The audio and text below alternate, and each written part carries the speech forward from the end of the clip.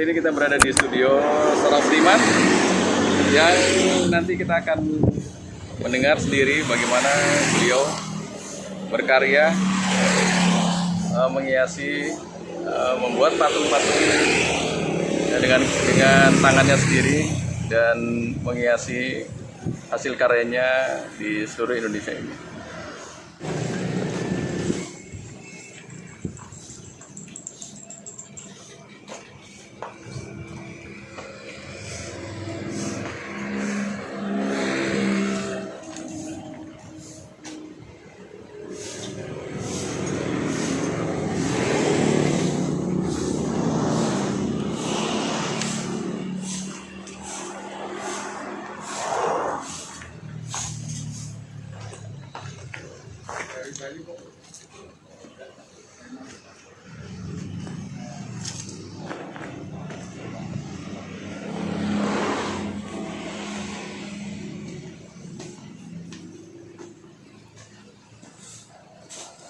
Pak Yuli ada?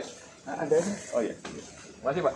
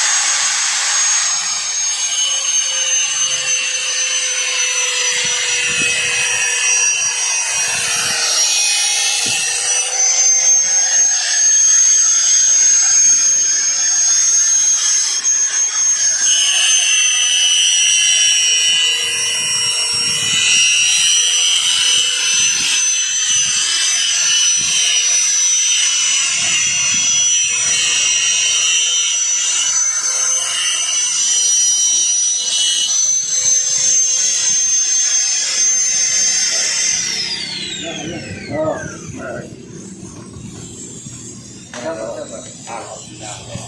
Boleh ngobrol sebentar nih. Luar biasa nih karyanya semua. Ya nggak sampai ini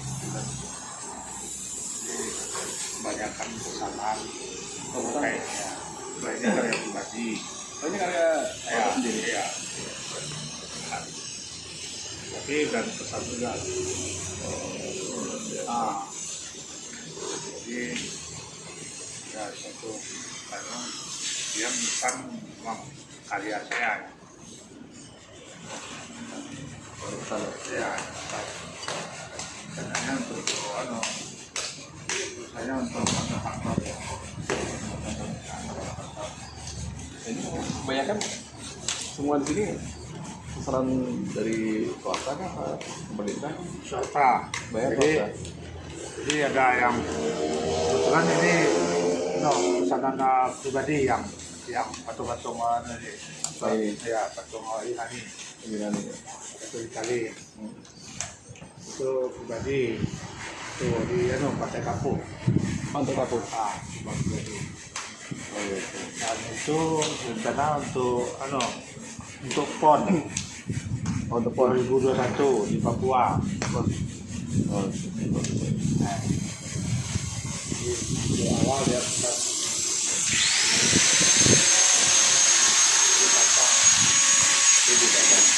dananya ada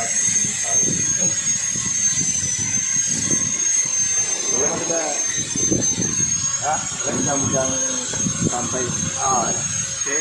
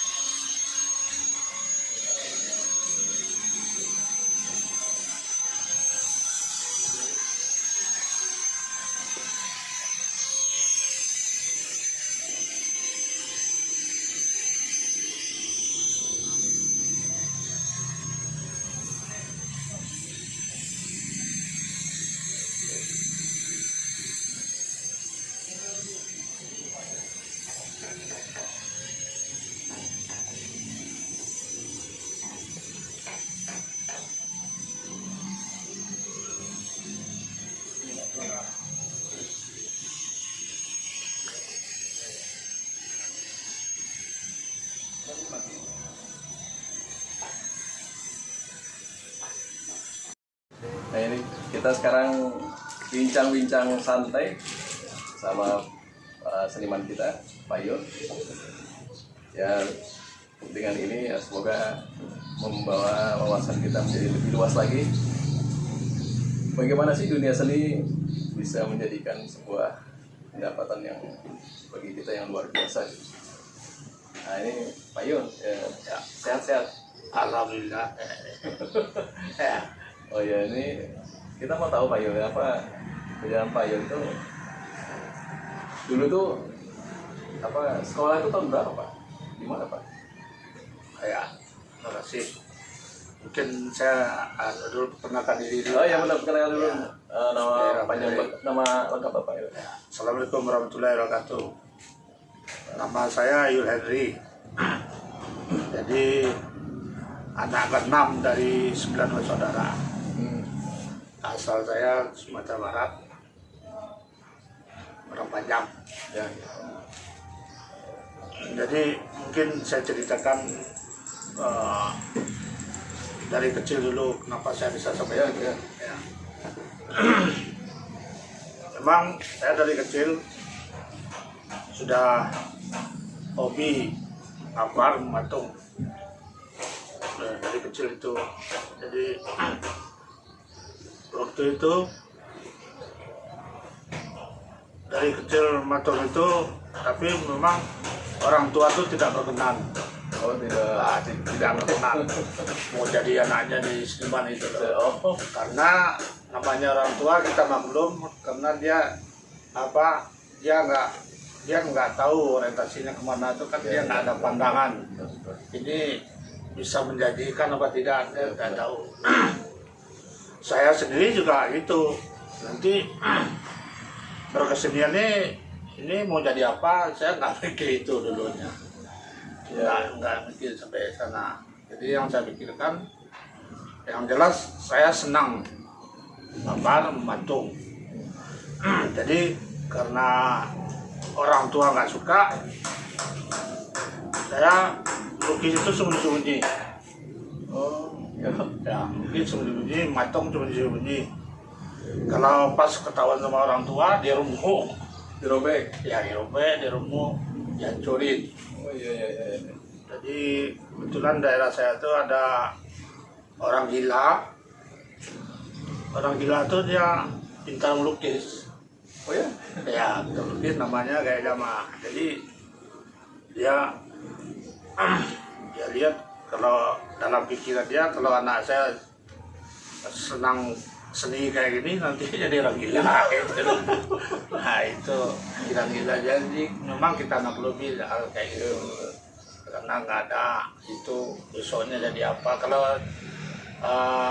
generasi saya dulu para orang tua tuh kalau bisa tuh kan jadi pegawai, ya Oh kan? iya, betul. Jadi dokter apa tadi Ya, apa. itu banyak keinginan orang tua Ya, seperti itu dari kecil ya. Habis itu kenapa saya sampai Jogja? Jadi memang pilihan saya lain dari seni rupa nggak ada. Ya pengennya seni rupa. Memilihnya kok ke Jogja? Ya, Nggak ke daerah lain gitu? ya dulu saya kan tinggal di kota kecil, Padang Panjang. Oh iya. Jadi sekolah seni rupa ke Padang Kota. Oh. Jarak daerah saya ke Padang Kota itu sekitar 72 kiloan. Jadi saya merantau juga ke sana. Ya. Jadi saya di sana saya belajar seni rupa, itu namanya SMSR. Sekolah menengah seni rupa Padang. Di Padang. Habis itu dari sana baru saya menemukan betapa bahagianya saya sekolah di sana, karena memang sesuai dengan pilihan sendiri. ya, memang keinginan ya itu. Itu nggak bisa habis di sana aja. Jadi orang tua udah pokoknya kamu besok nyambung yang dekat-dekat aja. Ya Marikip, saya nggak mau. Tapi di situ orang tua sudah mulai mendukung kan atau gimana? Kalau ibu mendukung. Oh, ibu mendukung. Jadi syukur ya. ya sebetulnya udah mulai mendukung orang tua itu, karena dia udah bisa melihat waktu aku di SMC itu juga bisa, kalau orientasi orang tua itu kan bisa menghasilkan Ya, gitu. Jadi waktu SMC itu kita bisa sambil cari duit juga Oh, waktu itu. iya, iya, iya. Ya, bikin taman, bikin lukisan potret, bikin apa iya, itu. iya. Bagus, bagus. Nah, jadi tidak banyak nuntut sama orang tua Ya, masalah ekonomi. Ekonomi, ya. Waktu itu. Tapi itu nyambung ke Jogja. Jogja. Ya, karena setahu saya seni rupa itu pusatnya di Jogja. Di Jogja. Ya, mungkin ada di Bandung juga ada, Iya, benar, tapi benar. tidak spesifik. Kalau di Iya. Bandung kan lebih cenderung ke Jogja. ITB itu kan lebih cenderung ke teknologinya. Iya, iya, benar. Nah, kalau seni rupa memang betul-betul mendalami tentang seni rupa. Akhirnya saya coba ke Jogja. Itu berangkat ke Jogja ini juga banyak rintangan. Banyak rintangan. Sampai kebetulan saya punya kakak ipar orang Jawa Timur, orang Surabaya. Dia tahu tentang Jogja ini dan Oh, iya, iya. tahu tentang asri. Oh, Asri iya, ya. iya. Yang Tinggal di kebetulan- Jogja kakak ipar. Enggak, tapi dia pernah. Pernah. Waktu- Dia sekarang kan jadi jadi pegawai kesehatan di daerahku. Oh, iya. Jadi dia cerita tentang Jogja itu gimana, dia ceritakan sama orang tuaku. Oh, Nah, sementara aku udah minta izin ke orang tua, apa tamat Padang mau berangkat ke Jogja. iya, iya. Nah, orang tua ya agak keberatan juga. Iya. Nah, tambah lagi di provokator sama kakak ipar Kakak itu, ipar. wah itu asli itu apa? Asli itu nggak benar, orangnya nggak karuan. Itu nggak jelas mau jadi apa nggak jelas. Oh, Tampilannya, oh, wah itu. tambah panas berarti. Wah, saya jadi emosi. Waktu itu pas biasa di sana tuh kan kalau makan sore itu kumpul bersama Oh, iya. ya sama orang tua, sama kakak ipar, sama apa, sambil makan tuh dia ngomong gitu provokator orang tua. Akhirnya saya agak emosi gitu loh. Nah, udah saya kasih tahu jangan dijelasin hal itu kan kemauanku sendiri ya terus saja. Akhirnya emosi berantem pukul-pukulan. Oh, ya. Saya pukul itu. Itu sampai orang tua ya agak sedikit marah sama aku. Pokoknya kamu nggak boleh ke sana, kata orang tua. Kalau aku kan dari kecil tuh kan nggak pernah jawab sama orang tua, apalagi melawan gitu. Ya itu waktu itu rasanya memang agak melawan, tapi lawannya apa? Ya positif lah. Jadi waktu itu aku jam 2 malam dibangunin orang tua, suruh sholat dulu. Oh, iya. Habis itu baru ditanya, gimana kamu masih mau ke Jogja? Mau, nggak boleh. Jadi dilarang, aku dituntut untuk apa? Kalau kamu keras juga hati mau pergi, kamu tidak aku anggap anak. Oh, iya. Iya. Oh, sangat keras itu orang tua. Ya udah nggak apa-apa. Ya apa? Habis itu ya tujuannya supaya nggak boleh pergi. Biaya yang dari kamu kecil sampai saat ini Oh, iya. harus kamu kasih katanya. Oh, iya. Ya itu kan nggak tahu aja. Iya, benar. Ya. Cuma ucapan orang Ya, tua aja. ya udah saya ganti. Mau saya ganti dunia kita ganti. Ya sampai kayak gitu. Terus pas di Jogjanya gimana ini? Jadi sampai di Jogja akhirnya saya timbul ya itu semacam omongan orang tua kayak gitu tuh jadi motivasi. Ya kan, Harus maju. ya kita harus maju harus jadi, harus sukses gitu. ya harus sukses lah intinya. Itu aku akan lihatkan besar sendiri padi Ada hasilnya. ada hasilnya, yaitu sampai aku apa namanya niat pokoknya sebelum aku berhasil aku nggak pulang. Nah, itu kalau nggak nggak sama mobil pribadi, aku nggak punya mobil pribadi, aku nggak bakal pulang. Jadi itu akhirnya termotivasi kayak gitu ya, jadi positif, agak positif. Ya udah, jalannya setahun 2 tahun di Jogja.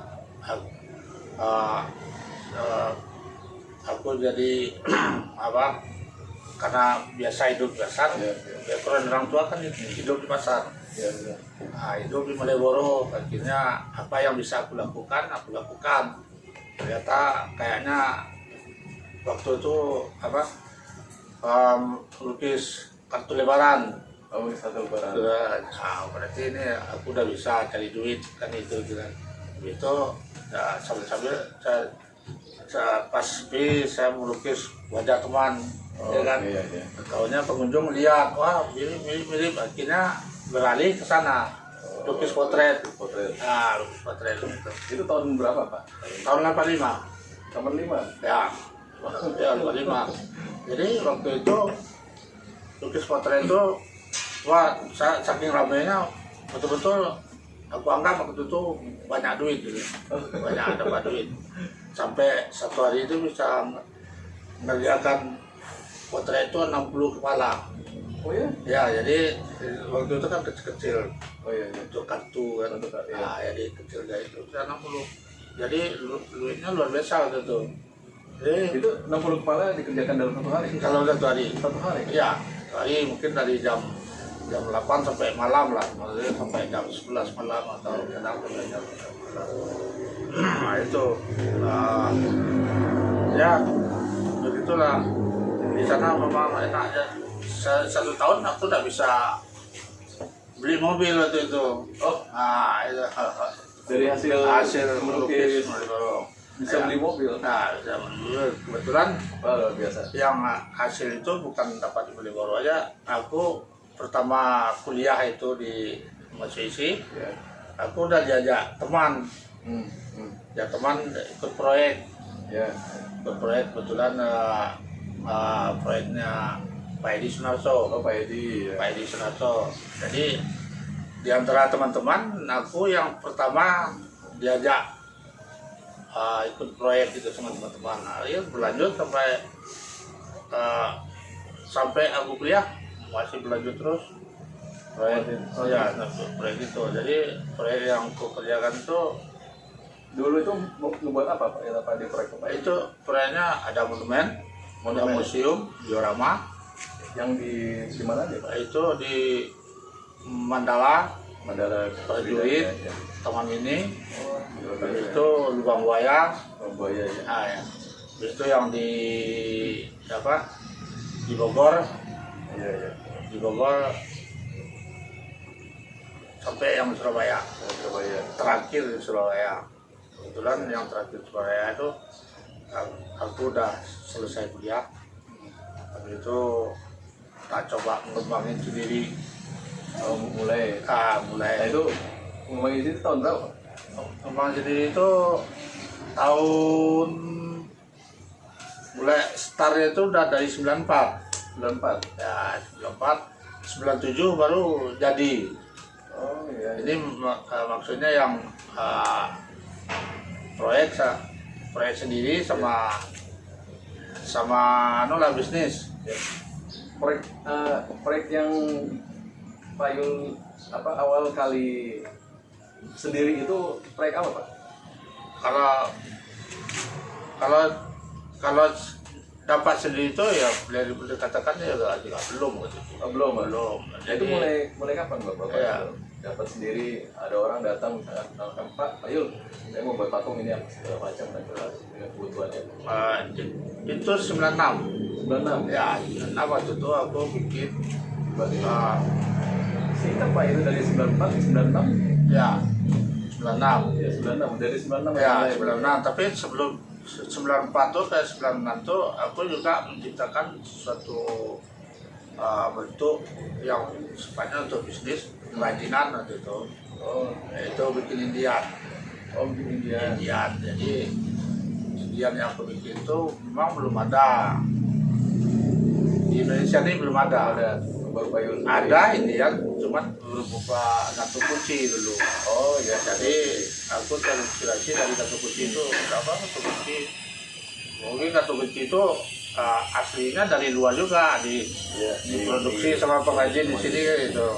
Lihat, wah ini bikin besar nih, bagus ya. Sampai aku bikin besar ada 3 ukuran. Wah, bagus ya. Nah, itu dalam berbisnisnya itu loh. Diawali dari itu, dari Indian itu. Oh, Nah, 97 baru bisnis. Tapi sebelum itu aku proyek sama Pak Edi Sunarto. baru mulai. Ya, Nah ini mulai Payul tinggal di sini ini kapan Pak? Yang mulai tahun 90. tahun 90 90. beli tanah ini terus dibuat studio. Oh, maksudnya yang di rumah ini, ya, studio ini. Tahun 2000. Oh, tahun 2000. 2000 baru itu tuh, sebelum itu aku ngajak kerjasama sama teman lah. Oh iya ya. Jadi ada dari 97 sampai 2001 aku kerjasama sama teman.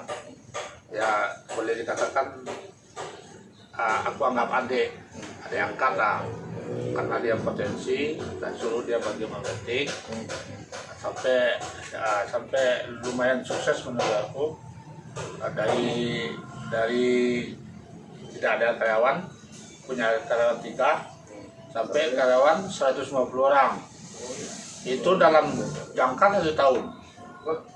Kebetulan waktu itu 97 itu kan Krismon. Iya, Krismon. Krismon itu kita booming kalau untuk kerajinan. Oh iya. Kerajinan kan booming, waktu itu apa aja dibeli sama Orang ya. sama orang luar kan. Luar ya. Nah, itu di sana lumayan besar Belum besar ya. menjadikan waktu itu. Kalau dari proyek-proyeknya Payul sendiri lebih banyak swasta atau pemerintah Pak? Ya itu, kalau ntar ya, itu cerita awalnya aku punya proyek 96 tadi. Oh iya, sebenarnya ya gimana? 96 tuh kebetulan sebelumnya tahun 90-an tuh aku kan rajin mengikuti pameran Oh iya, di ya. kampus, pameran kelompok di komunitas lah, Ya. ya kan? Komunitas apa aja Pak? Itu dulu pertama komunitas aku tuh dimensi. Dimensi. Ya. Nah, dimensi itu betul-betul pen art. Oh iya. Nah, betul-betul karya pribadi, ya kan? Dari sana tuh baru berkembang. Kalau kebetulan karya itu kan waktu kuliah tuh macam-macam. Kita juga senang realis, Oh, kita juga senang impresionis, oh iya iya. bahkan kita juga senang abstrak. Aku coba semua. Oh iya iya. Nah, kebetulan semua tuh aku suka, gitu loh. Jadi memang dasarnya kalau kita sebagai orang seni itu kan menggambar. Iya benar. Kalau udah bisa menggambar, ini menurut aku loh, kalau kita udah bisa menggambar realis apa segalanya, itu yang lain itu udah gampang. Iya iya. Ya tergantung kita memikirkan konsepnya. Ya, Kalau benar. untuk memikirkan bikin abstrak, impresionis, bikin apa segalanya, itu udah kajian dulu. Kalau untuk Mengikuti aja Pak. maksudnya untuk skill Iya benar. berkarya itu udah dulu. Ya. Nah, kita mau ngejar mau cari milih yang mana kan itu. Iya. Nah, kebetulan aku lebih milih impresionis. Impresionis. Sebelum itu aku mau realis. Iya iya. Realis pameran. Jadi ada yang suka beli karyaku sama orang McDonald, ya kan? Oh iya. Orang McDonald, habis itu sama orang museum. Oh Jadi kebetulan ada museum terkenal di Jogja ini, itu namanya Sentalu. Dia melirik karyaku. Oh iya. Dari karyaku, dari situlah aku merasakan uh, karya karya pribadi itu betul-betul itu menjanjikan juga. Tapi apa namanya, karena background kita orang dagang, Ya. ya kan, nah itu apa yang di depan mata terpaksa itu yang dipegang, ya kan. Maksudnya di depan mata kebetulan orang datang menawarkan tolong bikin ini, otomatis angka-angkanya udah terbayang, ya. Ya. Kita lakukan, Ya benar. ya. Sementara kalau karya PNR pribadi, itu kan itu abstrak, Ya. maksudnya Bayang. secara ekonomi kan abstrak, Ya, gitu ya. benar. Nah ini bisa dapat duit atau bisa apa, itu kan terbayang. Tapi dalam arti bukan berarti kita meninggalkan itu, Ya, ya. kita tetap pilihan kita itu Tetap berkarya, ya, Pak. tetap berkarya. Jadi akhirnya karya aku tuh kayaknya 3 macam. Nah, jadi karya Benar. PNR, habis itu karya publik, habis itu karya Proyek. ya kayak apa namanya, ya semacam proyek itu lah, Ya. proyek karya komersil. Komersil, ya. Komersil. Ya itu sementara aku menjalani 3 itu. Ya. Tapi memang kendalanya juga banyak, tantangannya banyak menjalani 3 itu. Ya, Ya, saat, tentang sendiri, ya, ya. batin kita mengatakan aku tetap berkarya penal betul-betul apa. Tapi di lain itu orang membayang-bayangin angka-angka duit untuk proyek dan untuk komersil kan Ya, itu. komersil. Ya udah, akhirnya aku mengambil keputusan, ya udah pokoknya apa yang depan mata ya udah itu jalani. Jadi pameran pertama waktu kelompok dimensi itu ada sekitar anggotanya sekitar 30 lebih lah, 30 orang lebih pameran di Sabang Budaya. Pada masa itu karyaku yang dilirik ada 2 seniman, aku 1. Itu ada lagi yang dia angkatan di bawahku, Rudi Mantopani namanya. Oh, Dan ya. sekarang dia udah terkenal sekali, itu apa, salah satunya dia punya komunitas jendela, Ya. memang udah terkenal lah, orang-orang udah pasti tahu tentang itu. Nah itu karena dia fokus PNR. Benar. Ya sementara aku apa yang depan mata itu aku kejar. Nah itu kelemahannya itu, jadi ya ada negatifnya, ada positifnya lah. Ini karya-karya fan-art-nya Bayu masih ada? Masih bisa kita lihat nanti? Ya bisa, tapi nggak seberapa. Kebetulan aku selalu mengerjakan PNR tuh, nggak lupa mengerjakan PNR tuh, selalu kita tumpuk PNR tuh, nanti banyak juga yang suka, udah akhirnya lepas. Akhirnya, jadi nggak seberapa yang aku koleksi secara pribadi gitu loh. Banyak di koleksi. Jadi cerita tadi pas pertama pameran tuh yang koleksi itu Ong Jin. Oh iya. Ong Jin itu kan kolektor terkenal juga. Nah itu yang pertama. Nah itu yang selalu menuntut aku, mana Yul Henry, mana Yul Henry. Ya, terus gimana aku mau berkarya benar waktu itu, memang karya proyek lah banyak-banyaknya itu loh. Banyak, ya. Nah itu ngelingin kayak gitu yang paling susah. Bagi waktunya. Ya. Iya, benar. Jadi kayak Om Jin itu ya karyaku bukan 1-2 yang dikoleksi. Ada beberapa karya lah, termasuk karya lukisan juga dikoleksi itu, Bang. Iya. Nah, Om Jin itu. Ini dari banyaknya pekerjaan Pak Yul itu yang membuat semangat dan membuat Pak Yul sehat itu apa, Pak? Ya terutama kita bersyukur ya. Bersyukur Ya ada yang di atas. Kedua keluarga keluarga ya, yang penting ya. anak-anak ya kan. Ya lihat ya betul-betul lihat orang tua kayak ini dia senang, ya masuk bangga pasti Ya. itu lah. Ya. Waktu dalam pekerjaan Bapak dengan keluarga itu kapan, Pak? Kira-kira? yang Bapak pilih waktu yang full maksimal untuk keluarga? Waktu maksimal itu kalau kehidupan seniman ini kan masalah waktu itu kan nggak tertib, ya kan? Ya antara minggu juga sibuk kerja, kalau hari biasa sibuk kerja, kadang-kadang terlupakan anak. Ya tapi aku sendiri juga nggak mau kayak itu, anaknya juga penting. Jadi tak usahakan pokoknya kalau biasanya hari Minggu kita kemana gitu selalu jalan. Tapi kalau nggak sempat dari Minggu itu udah kita janjikan hari-hari berikutnya. Ya. Yang penting untuk waktu untuk keluarga itu ada. Ya. Yang terakhir Pak, Ya. terakhir untuk memberikan semangat pada para seniman-seniman yang muda, Ya. Pesan-pesan untuk mereka Pak, untuk Ya. mereka tetap berkarya, tetap Ya. jangan putus semangat atau apa itu. Ya, pesan untuk anak muda, oke lah, yang penting kita tetap berjuang dalam kesenian. Apapun yang kita buat, jangan putus asa. Ya. Itu kalau betul-betul kita fokus, pasti besoknya akan menjanjikan.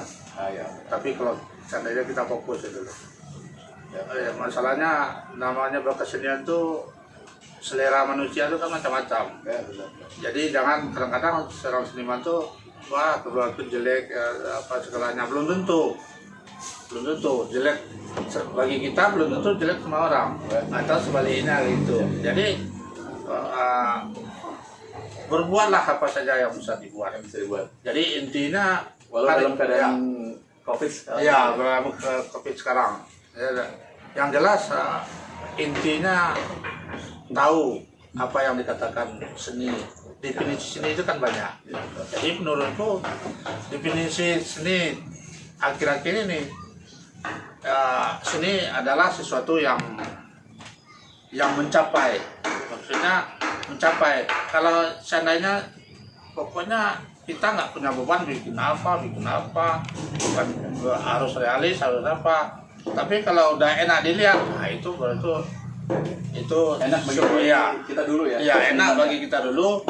Nah itu bisa dinikmati sama orang. baru dinikmati sama orang. Itu berarti udah sukses, sebuah karya yang sukses menurut aku. Bagus. Nah itu ya. Nah itu intinya itu ya, bikinlah apa saja yang dibikin. Nah, bagi diri kita ini udah enak nggak? Nah, itu definisi ini yang menurut aku yang terakhir kayak itu. Ya. Walaupun definisi sini itu kan banyak. Banyak sekali. Ya banyak sekali. Ya. Ya, ini terima kasih banyak Pak yang bincang santai kita Ya. bersama Pak Yul. Ya, semoga Pak Yul dan keluarga sehat selalu dan sukses selalu. Salam semuanya. Salam budaya. Ya. Assalamualaikum warahmatullahi wabarakatuh. Assalamualaikum warahmatullahi wabarakatuh.